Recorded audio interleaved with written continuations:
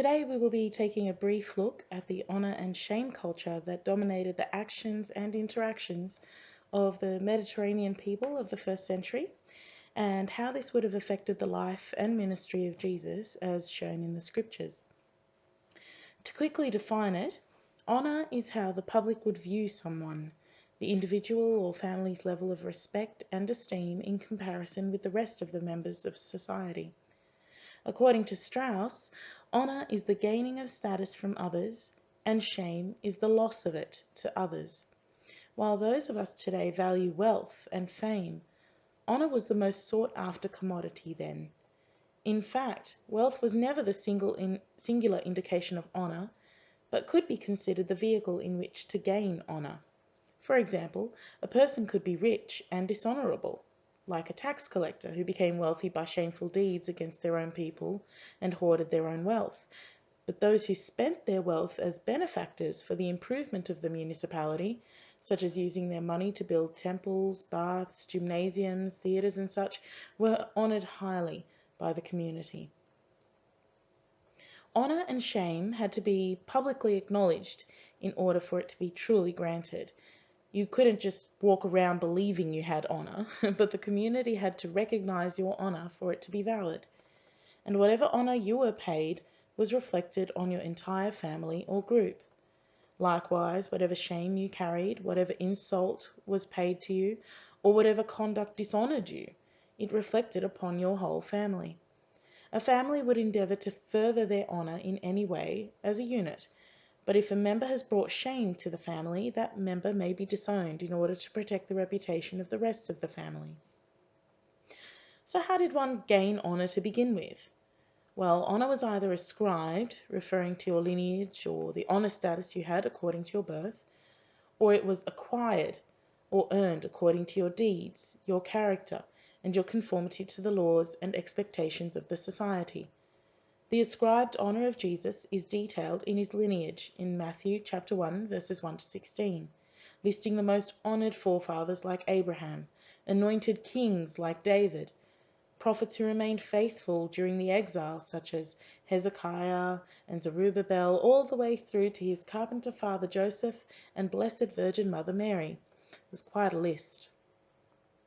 Honour was also acquired through deeds, daily interaction and public challenge. And honour was not something that could be equally shared or bought. It was considered a zero-sum game, a battle to increase one's honour by taking it from another, to increase your status in an agonistic society by diminishing someone else's place. These exchanges were an attempt to make your opponent lose face, thus granting you their honour as one who was able to catch them out or throw their honour into doubt. According to Malina and Neyrey, the game for honour was structured in 4 stages. Firstly, the claim to honour, which was often implied by a gesture or action.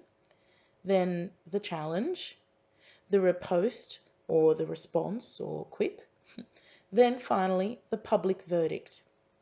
A challenge or insult that was not returned was a sign of weakness and thus led to shame, so a response had to be well thought and given to preserve one's honour. Jesus was no stranger to the honour-shame culture he was born into and was well aware that this was the framework in which he was going to have to communicate and minister in. One of the first things Jesus does when he enters Jerusalem in Mark 11 is overturn the tables in the temple, displaying righteous anger and rebuking those who had turned the holy place into a shameful market. In doing this, Jesus demonstrated a claim to honour and a high authority, and the crowd were amazed at his teaching, verse 18 says. From verse 27, the chief priests and members of the Sanhedrin make their challenge to Jesus clear in 2 direct questions. By what authority are you doing these things, and who gave you the authority to do this? Jesus offers his riposte of one question, more like a condition, really. Answer this one question, and I'll answer your 2. Were John's baptisms from heaven or of human origin? Verse 31 says that they had to huddle to deliberate their response. If we say from heaven, he will ask, then why didn't you believe him? But if we say of human origin, well, they feared the people, for everyone held that John really was a prophet. Remember that the Sanhedrin were kept in their position of power by their popularity with the Jewish people, who believed that John was a prophet. According to Joseph H. Hellerman, to publicly deny the truth of that conviction would be to compromise the Sanhedrin's honor among the people and, by extension, the leaders' effectiveness as Roman retainers. Hellerman goes on to explain how if they chose to respond that John's baptisms were from heaven, it would only open another riposte that would certainly confirm both John's attitudes towards and Jesus' actions within the temple, and thus his authority. The responsive "we don't know" was a bit of a throwaway answer, a rather weak concession to the challenge, which meant that Jesus was free from the clause to respond to their initial questions. The teachers and the chief priests had lost face, were discredited, while Jesus came out the winner in that challenge for honour.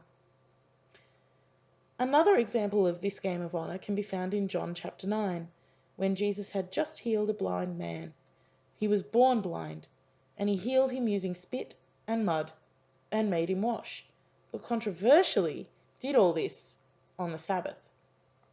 In horror, the Pharisees, who had already made multiple attempts to challenge Jesus in person, attempted to discredit him again by challenging the formerly blind man and his family. It is interesting to note that even in the challenge and ripostes thrown between the parents, the man, and the Pharisees, the parents conserve their honour somewhat by passing the queries on to their adult son, who can handle his own riposte. The ex-blind man mocks their attempts to challenge his story, and goes on to say in verses 31 to 33 that Jesus must be from God, and thus has authority and honour, despite their attempts to shame him as a sinner. This riposte angers the Pharisees, and they shame the man further by returning to the shame of his birth, a sinner born blind. In verses 39 to 41, Jesus publicly speaks to the man in earshot of the Pharisees. Jesus said, "For judgment I have come into this world, so that the blind will see, and those who see will become blind." Some Pharisees who were with him and heard him say this asked, "What, are we blind too?" Jesus said, "If you were blind, you would not be guilty of sin. But now that you claim you can see, your guilt remains."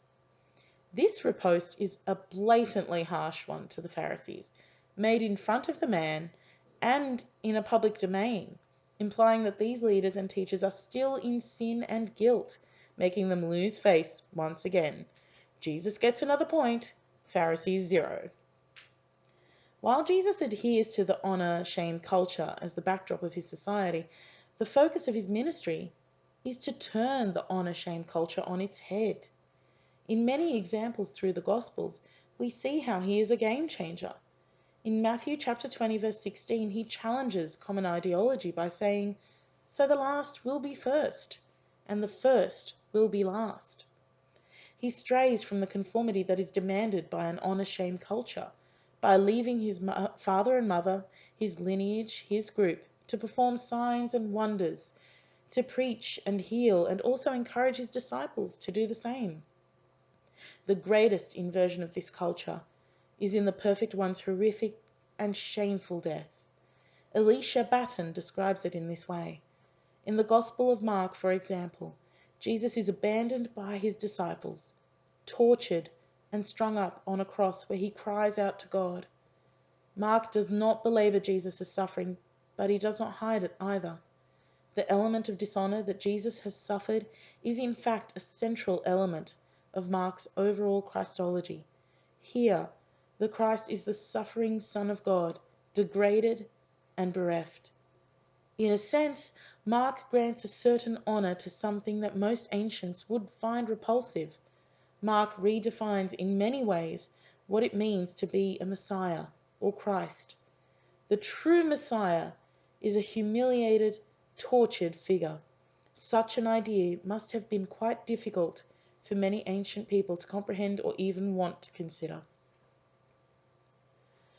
Post-resurrection, we can also see how the apostles no longer held to the limitations of the honour-shame culture, the expectations of conformity, or the fear of persecution for the sake of the gospel. In Romans 1, in Romans 1:16, that shame is exchanged for honor. For I am not ashamed of the gospel, because it is the power of God that brings salvation to everyone who believes, first to the Jew, then to the Gentile. The shame and even the persecution that society would have threatened the apostles with does not sway them, because the honor of the gospel, the Great Commission, and the glory of salvation is of far higher value than anything constructed on earth. There was simply no trapping Jesus in the contest for honor. The Son of God, sinless, from a noble and prophesied lineage, who died the most shameful death imaginable in the first century, was disowned by his family and followers, to rise again and offer salvation to anyone who would believe. Knowing how the honor and shame culture operated in the New Testament makes Jesus' teachings all the more profound, his death all the more powerful, and his message of salvation and freedom all the more imperative to share. Thank you.